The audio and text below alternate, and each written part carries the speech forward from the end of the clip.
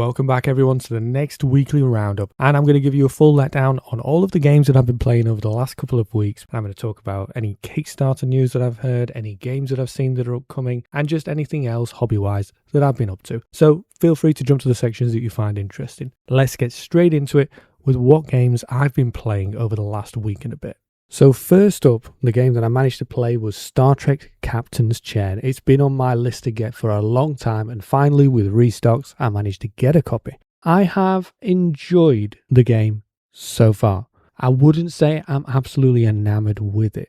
In my initial first impression, I played as Captain Jean-Luc Picard in normal Star Trek form. I was trying to complete missions, do his objectives. I just played as though it was a two-player game, just practicing, understanding the flow of the game, how it worked. I do need to read the rulebook for the AI and then actually play an AI versus me. But my first impressions are somewhat average. I think it's okay. I think it's a good game. I think it's interesting. The mix of lore is very weird. You've got a load of cards from all the different universes. You've even got some of the cartoon ones. You've got there's a koala card that I've seen, and I'm guessing that's from the cartoon, the anime. What is it? Star Trek Lower Decks. Never watched it, and it's just a bit odd. It just all of it just it mixes together, but it just feels a bit weird having all these different series merged together, especially the newer ones that I'm not a fan of. But the gameplay itself, I didn't mind it. The gameplay was around getting the characters, playing the cards at the right time, executing actions, using your limited actions to do the various things you want to do on your turn. Based on my initial impressions, just learning the game, I don't think it's one that I'm going to keep. I'll give it a few more plays to give it a fair shot, but on my initial impressions, I wasn't very, very impressed with it. Next up, I played Canvas, the solo version, and I'm actually quite impressed with this mode. It's really, really simple to use and really, really enjoyable. And essentially all you're doing for your AI is you're using 5 of the tokens, flipping them, however many are face up, is how far in the card that they take. It's really, really simple to do. And it allowed me to play a game of Canvas without the need for anybody else to be here. It's a really, really nice feeling to know that I can get this game out, have just as much enjoyment when I'm struggling to get my games grouped together. The next one I managed to play was Varuna, and I had a different strategy, a different approach to this game. I went with getting some of the different species that I don't normally go for, and I focused on upgrading my submarine early on as much as possible, giving me those boosts in the different areas. I'm really getting into this game. I really, really like it. It's going to be one that I'm going to keep playing. It definitely grew on me. My initial experience was somewhat average, if not less, and as I've played it more and more, I'm starting to really, really like it. Our group got together for the next Ticket to Ride Legacy session, and it was a really enjoyable game. Although I didn't manage to win, I was second place, and I was very happy with what I got. I managed to complete some really difficult routes. We'd unlocked a new feature where essentially we were trying to connect different cities to our network as we were prospecting. I was trying to not only complete my routes, but also complete that secondary objective, and I was really enjoying that. The board is growing, it's reaching the climax, and we only have a few more games left of this legacy title. Wingspan is an awesome game, and it's one that I think deserves the hype. It's a game that my dad is a big fan of. He has the entire collection, all the expansions, and I just need to play it more because I think I'd like to do a review and talk about this game in detail, because as we know, it's spawned a number of successors. You have Wormspan, which is obviously the dragons, and Finspan. It's a system, a game that works and people enjoy, and they're applying it to new games all the time. So I do want to do a proper review of this game in the near future. This session I had a focus because of my objective on the water wildlife, although I managed to diverge and go for different objectives as well, gathering the different foods I needed for different milestones and objectives. I really, really enjoyed it. I didn't win in the end, but I did enjoy the session and trying to maximize my tableau that's set out in front of me, putting these different bird species in the right locations, getting loads of eggs. I definitely had the most eggs on the table at the end of the game. Great title, really, really enjoyed it. We also played at a party, Mafia, the social deduction game I've got, probably my favourite social deduction game ever, where someone amongst you is a member of the Mafia, a thug, who is out to kill everybody else at the table. Really, really fun. Really, really simple, and it's just a brilliant party game which encourages dialogue as people start accusing one another and they try to narrow down their choices, try to eliminate other people from the list of suspects to try and figure out who is trying to kill them all, essentially. And it's really, really fun. I really like that game, and it went down a laugh with everybody. We also played Catch the Moon, which was really, really enjoyable and just a stacking game, but it's one that everybody was hooked on. Everybody enjoyed it. This is a game I can get out for any occasion, any group of people. We had a couple of quick rounds of Uno. Yeah, I enjoy it. I'm pretty terrible at this game, but a lot of the time it's just down to luck.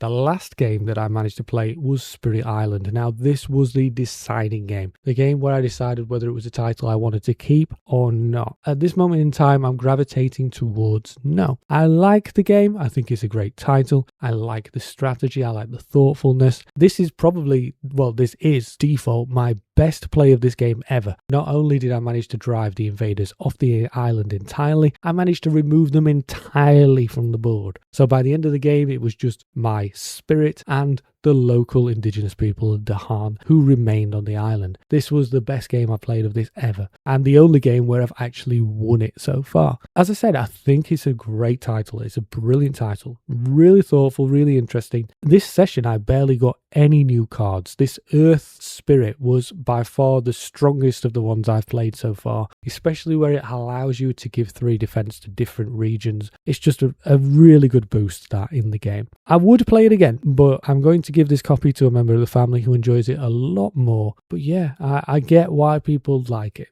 Right then, so I've posted a few videos over the last week and a half. I've been quite busy recording and editing. So the videos that I put up, first of all, was games leaving my collection. This is a list of games that were no good for my collection, we didn't enjoy, or we couldn't play, and I give you the full reasoning of why I'm getting rid of these titles and moving them on. Some already have left and have gone on to charity shops, etc. The next video I did was a deep dive looking at XCOM the board game and discussing why I think this game is amazing, and there's 2 things this game does great. The roles that you get as a team, you need to coordinate, you need to work together, and it's very important. This is one of the most cooperative games I've ever played, and it's vital that you work together. And the application itself, it's a phenomenal app. Deep dive into the foundations of Rome as well. This is another great game, and I like the simplicity of it. I like the thoughtfulness of the lots system, where you're taking spaces on the board and trying to get the pattern you need, the arrangement you need to put down a building. Now, it's nothing revolutionary, but it is a phenomenally great game, and they've executed it very, very well using this simplistic mechanic. The last video I did, I'm basically talking about the use of symbols and iconography within games. We get some with so many, far too many, and it becomes an absolute challenge to learn the game, to be able to even play it. Sometimes they just need to reduce how many they're using, keep it to a manageable amount, and make your games more accessible to people. And that's what I talk about in this episode. I give you a bit of an overview of the issue and why I think it's important to use this tool in the correct fashion. And that's all the videos I've done. I have a number currently in progress. I'll try to get as many as I can done over the next week. Onto painting and other gaming activities. So at the moment, the UK is going through another heat wave, so it's not practical to be painting, but I have done a little bit over the last week and a bit. First of all, I've started the next unit from the Baratheon forces from A Song of Ice and Fire. It's the same as a unit I've done previously, so I'm just replicating the route that I took, and they're already starting to look good. This should hopefully be done by next week. The Mother Killed from the Lord of the Rings is moving along slowly. The red zone on the platforms, I've been working to essentially highlight them. I've been using lighter colours, oranges and fleshy tones, and I'm just trying to brighten that up before I work on the actual elephant itself. Onto the Dead by Daylight and the Ankh. They've moved very little. I've done a little bit here and there, but again, I've just been stalled because of the situation the UK is going through at the moment. It's a big heat wave. So what I have been doing is more assembly, and I have been putting together some Horn Berserkers from the Combat Patrol. This is the second unit of these, and they are now complete, as you can see from the pictures. So that's them done. Shortly after doing that, I managed to finally put together the Dragon Turtle from the Dungeons and Lasers line. Now, this was in pieces for ages. It was a struggle for me to figure out how to assemble this, but I just got some inspiration, got on with it, and it's now done. As you can see from the photos, we now have a nasty dragon turtle which is munching already one of the Khorne Berserkers, and it looks good. It looks nice. Tricky one to assemble. There is a boat that I believe goes on its back. But I'm not going to do that. I'm just going to leave it as it is, keep the boat separate and use it as a bit of terrain. What's also taken up a lot of my time as well is I've been removing 2 Kallax shelves from my dining area. As part of that, I've been moving my collection about, organising, relaying stuff out. So yeah, it's been a lot of work disassembling furniture, moving stuff around, and that's also taken out of my hobby time. Other than that, I'm hoping to do a lot more now that that is all complete. Onto crowdfunding, and there's only a couple of campaigns that have caught my interest this week. Firstly, on GameFound, there is Dead by Daylight, the board game, the newest campaign. This is launching with what is called the Oris box, which is essentially a huge box for you to store all the content for the game that's already available at retail. You can hop in on this campaign and get anything that you're missing. I personally need to get one expansion that I haven't got at retail, and the new characters are obviously appealing to add more stuff to this game. And this is a great game. I've played it many times. I need to play it a lot more, but it's based on an IP, a video game that I love, and I'm so happy that they've managed to port it into the tabletop in a good way. I enjoy a lot what goes on in this game. I even talked about it in a deep dive, talked about the movement mechanics within this game. It's a really, really great title, and I'm looking forward to having more content with it. So this will definitely be one I'll be supporting. You don't need to buy everything, guys. Don't jump straight into the all-ins for everything. Just get the base game if it's something that's interesting to you. The next one that caught my attention as I had a quick flick on Kickstarter was a role-playing book, Monsters of the Rend World. Really cool. I love these kind of books that they do where it's just filled with monsters for Dungeons and Dragons. They are beautiful to look at. They are coffee table books filled with gorgeous artwork, beautiful presentation, interesting monsters and backstories, and they're just great books to flick through, read and look at. And there's so many of these books out there. I want to get more, and I already have a huge host of them upstairs, and they're just great to have because they're just nice to look at, flick through occasionally.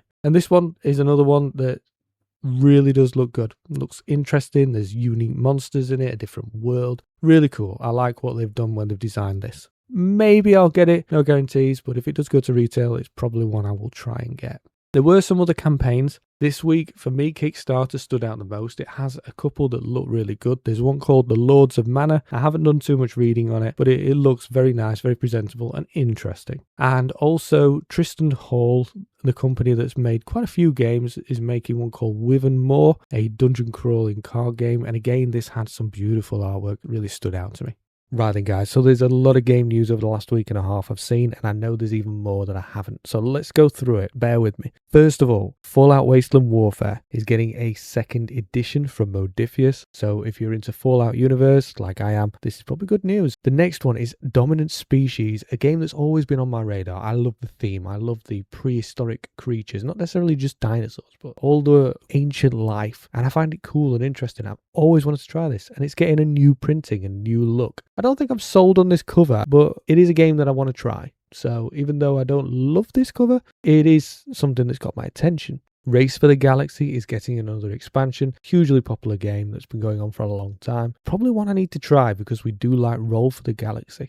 Pact, the Future of Branchborn, I believe it's called, is an interesting one where essentially it's a kingdom, an insect kingdom that's falling apart. You are 4 different factions. You're trying to either work together cooperatively or work towards your own goals in which to become the best. Next one, Volcana, which is dragons fighting one another inside a volcano. Really cool theme, and they are obviously trying to get the most loot, the most gold, I believe. I'm interested in this. I'd like to see more. Green Gold, you are in London and you are establishing a tea business, managing all of the different aspects of importing and distribution, I believe. Victorian era, so it's probably going to have some fans. And yeah, it's an interesting one. It's not one that appeals to me, but I'm sure it will do well. Mobius is a cool looking cover. This has to be one of the best covers I've seen this week. Really nice presentation, and it's a sci-fi worker placement. Yeah, I'm interested. I'm sold just on the cover alone. Will I buy it immediately? No, I think I'll wait to see what other reviews are like. Tag Team Arcade Legends. I don't know if this is an expansion or a new game, but essentially it's like the old school fighting games like Tekken and things along those lines. So I'm sure this will be quite entertaining. You essentially pick 2 fighters, combine their decks, and then you battle against your opponent. Really cool. Sold. Interesting. Should be fun. Dino Battle. I don't know much about this. I know this is either a reprint, reskin. It is a game that's been out before, but this is a new version of that game. And it looks really cool. You're essentially just moving your dinosaur pieces around the board and battling one another. Sold. And I'd love to see more of this game to see if it is something I'd like to pick up. Mercenaries Wanted, a Gloomhaven drafting game. I'm sure this will do well with the Gloomhaven name. Loop is an interesting little card game where you'll be sharing and passing around your hands. I'm interested to read how this goes down because sometimes little games like this can do really well, and it's got a very nice cover. Crash Landed is a premise that I find really interesting. Obviously, you've crash landed on an alien world, and it's a survival game. I don't think it mentions much about fighting, so I think there's a bigger emphasis on the surviving, building your shelter, gathering the resources you need, rather than just fighting the indigenous inhabitants. But I'm sold on the premise. I think it's a really cool theme that we've seen in many video games, so hopefully it's good in this board game. Downtown is a city building game. You know I'm a fan of Quadropolis, SimCity PC games, things like that. So it's definitely got my attention. I'd love to see more of this when this hits retail or crowdfunding. I'm not too sure where these games are going today, guys. I'm just showing you ones that have caught my attention. Small Batch, a distilled game. I'm sure this will do well because this kind of theme, making alcohol in board games, is a theme that is very popular. I've never really wanted to have played viticulture or anything like that, which are already established titles, but I'm sure fans of those types of games will be right on with this one. Now, this is an interesting premise, an interesting setting that really does have my attention because it's something really unique and different. Through the mountains, you'll be guiding your merchants, your caravan of yaks through the mountains. So I'd love to see more of this. This might be a game that I would like to pick up if it's a retail release. It's definitely sold me. There's a new set for Star Wars Unlimited Homeworlds. I have the Clone Wars starter set, and we still have yet to try this game. So we're going to have to get it out, play it, and decide if it's one that I want to buy some booster packs for, because the longer I leave it, the harder it's going to be to get some booster packs for those earlier sets. But when I looked recently, it was still possible for you to obtain even the earlier sets. So we'll have to get this out soon and see what my thoughts are on it.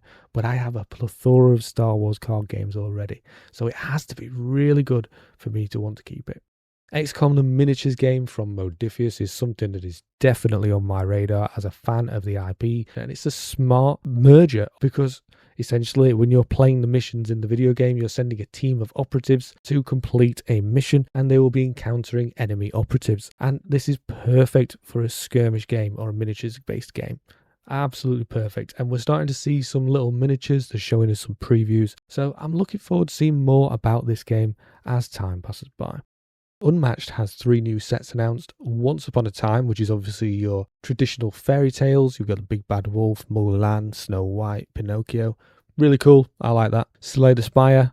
Really good computer game. I've played it. I haven't played the board game, but I will not complain about having an unmatched set of that game. Really good. And Unmatched Adventures: A Study in Terror. I'm not too sure what that set is, but more content for this game is good. This is a title I need to play more. I bought a lot of sets for. Great game, more content for it. I don't think there's anything else to discuss on any other agenda. Let us know your thoughts down below, because comments do go a long way towards promoting the video, and it's great to read your thoughts. Do you enjoy these videos that I do? What's your favourite segment? Are you excited about any of these upcoming games or campaigns? Any games that you've played recently that you think deserve shouting out? Put them all down in the comments below. Any questions, I'll try and feature them in the next video and give you a shout out and answer there. Other than that, I hope you've enjoyed today's video. Please leave a like, please hit the subscribe. It does help the channel a lot, and this has taken a lot of time to put this video together because there's a lot of stuff I'm trying to condense into these small videos. It takes a lot of editing time. I hope you enjoyed it all. I'll see you all next time.